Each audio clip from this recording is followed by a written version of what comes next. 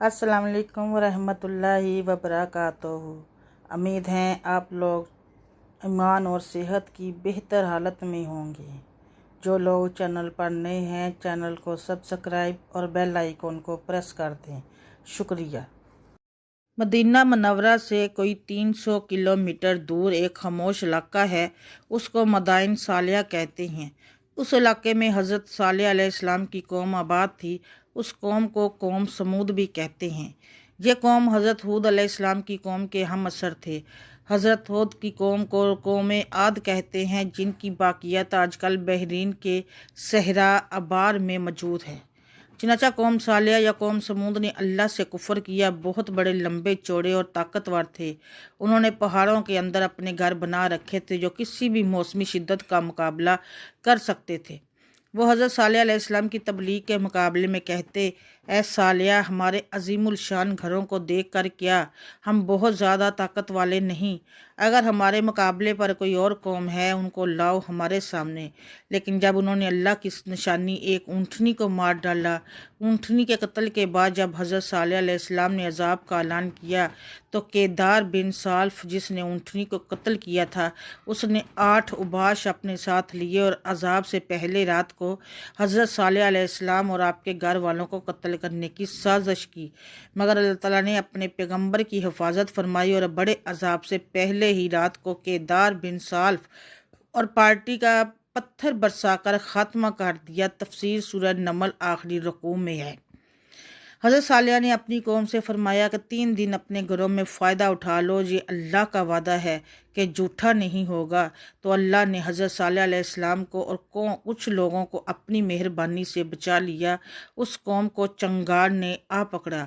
वह अपने घरों में ऊंधे पड़े रह गए। फरिश्ते की वो चीख या चंगार इतनी शदीद थी कि उनके कलेजे फट गए और अपनी घरों में पड़े पड़े ही हलाक हो गए। वो जितने भी ताकतवर थे, लेकिन अल्लाह से ज़्यादा ज़ोरावर नहीं हो सकते। वो बरतर और आला है। रवायत में है कि हज़रत मोहम्मद सल्लल्लाहु अलैहि वसल्लम अपने कुछ सहाब के साथ इस इलाके से गुजरे। हज़रत मोहम्मद सल्लल्लाहु अलैहि वसल्लम के चेहरा अनवार पर इत्साब था और ऐसा लगता था वो जल्दी में है। वहाँ के लोगों ने एक कुएं का पानी पेश किया, लेकिन हज़रत मोहम्मद सल्लल्लाहु अलैहि वसल्लम ने अपने सहाब को मना फरमा दिया और जल्द वहाँ से निकलने का हुक्म दिया। सहाबा रज़ी अल्लाह तआला अन्हुम ने इत्तराब की वजह पूछी तो हज़रत मोहम्मद सल्लल्लाहु अलैहि वसल्लम ने फरमाया, जहाँ अल्लाह का अजाब नाजल हो चुका है, ये इलाका हज़रत सालेह अलैहिस्सलाम की कौम का है जिस पर अल्लाह ने सख्त अजाब नाजल किया। वहाँ ना रुकना और न पानी पीना ऐसे राज हैं जिसकी खबर हमें नहीं है।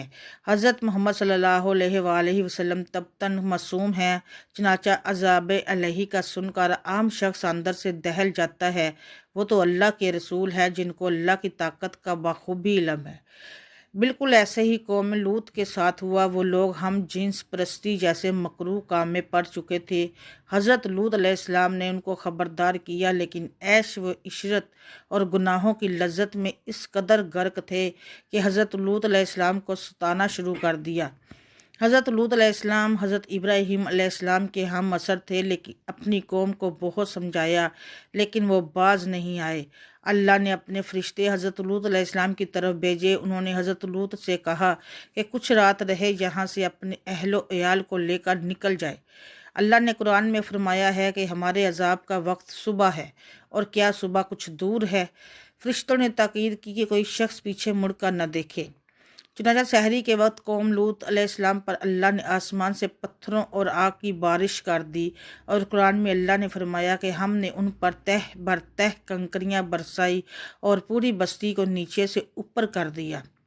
आज जदीद साइंस ने इस बात को साबित कर दिया है कि जब ये कौम ज़मीन पर थी, उस वक़्त बर्ज संभला से शहाब साकबों की बारिश हुई थी।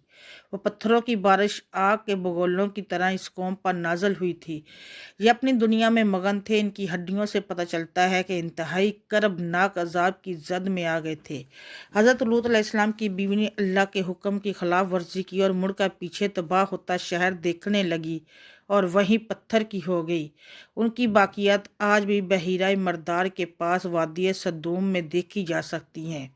अल्लाह हमें अपने सीधे रास्ते पर चलने की तौफीक दे और अज़ाब अलैहि से बचाई रखे, जो यकीनन हमारे लिए बहुत बारी है।